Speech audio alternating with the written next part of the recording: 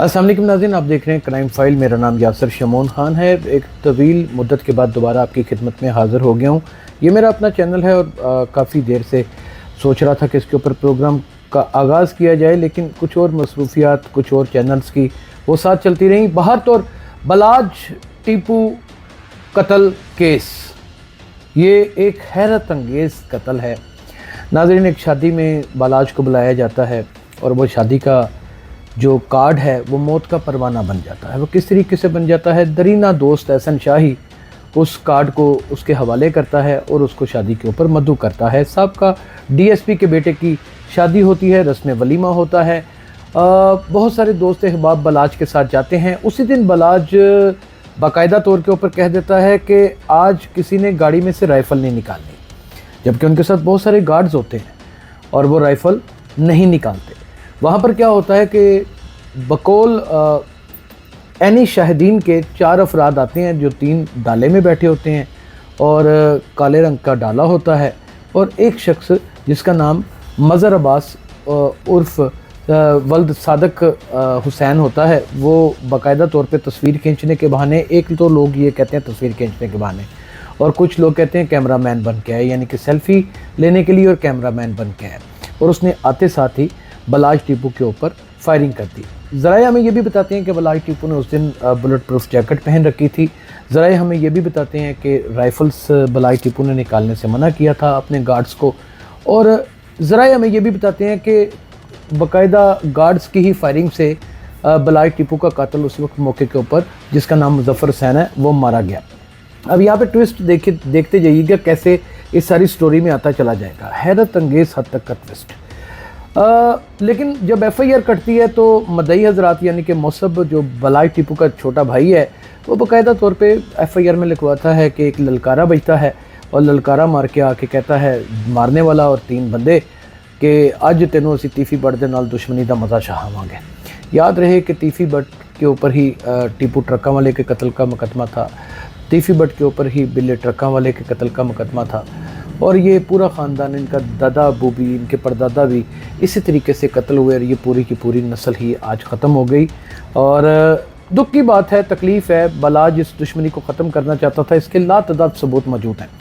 अब नाज़रीन, जब FIR में ये लिखवाया जाता है और ये भी लिखवाया जाता है कि ललकारा मारा और उसने कहा कि दुश्मनी का मज़ा चखाऊँगा, और फिर वो क्या होता है कि उसी FIR के अकॉर्डिंग उन्हीं जो हमलावर है उनकी आपस में क्रॉस फायरिंग होती है और वो कातिल मारा जाता है। जबकि एनी शाहिदीन कहते हैं कि बलाज के ही जो गनमैन थे उन्होंने ही उस कातिल को मौके के ऊपर हलाक कर दिया।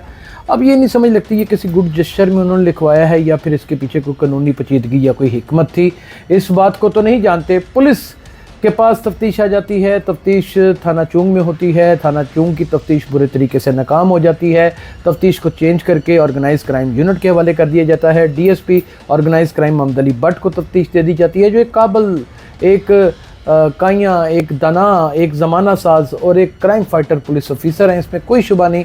उन्होंने दिन रात एक करके क्या किया कि सबसे पहले तीफी भट्ट साहब के, क्योंकि वो नामजद है, तीफी भट्ट और गोगी भट्ट इसमें नामजद हैं दोनों, तो क्या किया कि उन्होंने सबसे पहले गोगी भट्ट के ऊपर छापे मारने शुरू किए। गोगी भट्ट नहीं मिला तो फिर नदीम भाई को पकड़ लिया, नदीम भाई के भाई को पकड़ लिया, नदीम भाई के भाई से कुछ बरामद नहीं हुआ तो फिर नदीम भाई को अरेस्ट कर लिया गया। नदीम भाई से क्या तफ्तीश हुई इसके बारे में कोई अखबार या कोई ज़राया हमें कुछ इसकी आगाही नहीं देता। लेकिन नाजरीन, दूसरे ही दिन जब उन्होंने तीफी भट्ट के घर में रेड की तो उसका खानसामा, जिसका नाम अली असगर पठान है, उसको भी गिरफ़्तार कर लिया गया। और ये खानसामा उसके घर से नहीं गिरफ़्तार हुआ, ये बाकायदा तौर पे पहाड़ी इलाकों से गिरफ़्तार हुआ। बताया जाता है कि 3 दिन कैंप लगाए गए, पुलिस ने वहाँ पे रैकी की और फिर इसको गिरफ़्तार किया। जब उसको गिरफ़्तार किया, पुलिस ने रवायती अंदाज में इसकी तफ्तीश नहीं की, ये हमारे पास मुकम्मल तौर के ऊपर बात है और इस रिसोर्स के थ्रू है। उसकी तफ्तीश बाकायदा तौर के ऊपर दोस्ती यारी डाल के की गई, और उससे दोस्ती यारी जब ऑर्गेनाइज क्राइम की पड़ गई तो फिर उन्होंने उससे जाना कि यार यहाँ कौन कौन आता था। उन्होंने कहा कि एक एहसन शाह नामी लड़का आता था और वो गाड़ियाँ बदल बदल के आता था और नाम भी हर दफ़ा बदल के बताता था, और उससे मैं खाने भी बना के खिलाता था, और भट्ट साहब से यानी कि तीफी भट्ट से उनकी मुलाकात होती थी। तो एहसन शाह तो दरीना दोस्त था, बेहतरीन दोस्त था बलाज टीपू का, फिर ये भी पता चला कि एहसन शाह की कुछ अर्सा पहले शादी हुई और ये शादी छुप छुपा के हुई और बलाज टीपू उस शादी में मौजूद था। नाज़रीन, ये भी मालूम पड़ा कि एहसन शाह की बीवी बाकायदा तौर के ऊपर कोई मॉडल है। फिर ये भी पता चला, कहने वाले तो ये भी कहते हैं, हम तो नहीं किसी की बहू बेटी के बारे में कह सकते, करैक्टरलेस औरत है। कहने वालों ने तो ये भी कहा कि वो बाकायदा दुबई में लड़कियां सप्लाई करता है।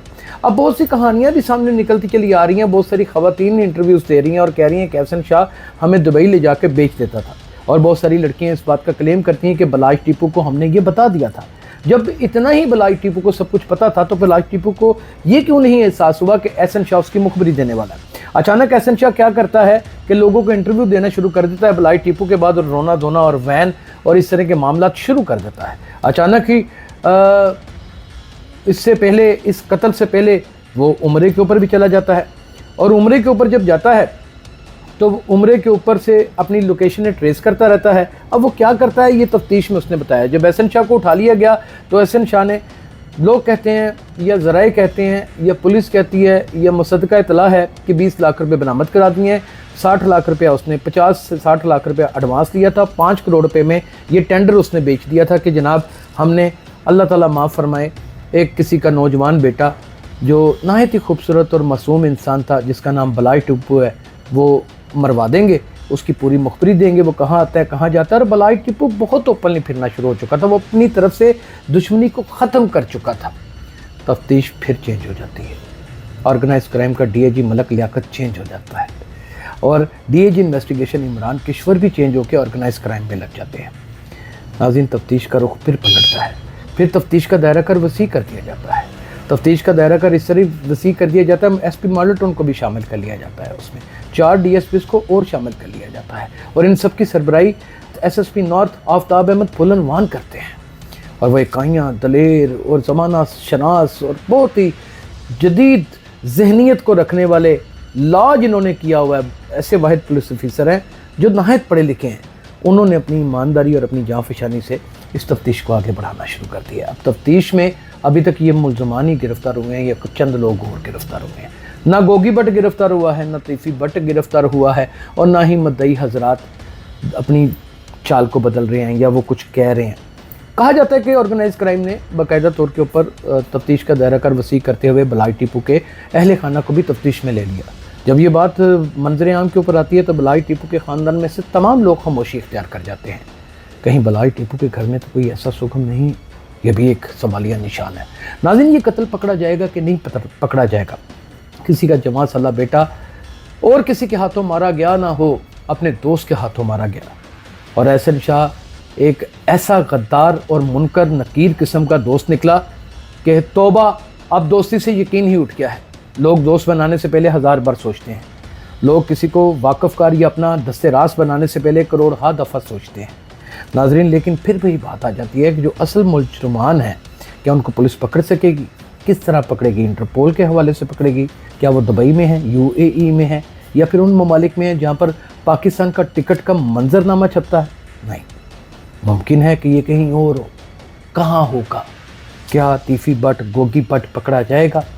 क्या बलाज टीपू को इंसाफ मिलेगा?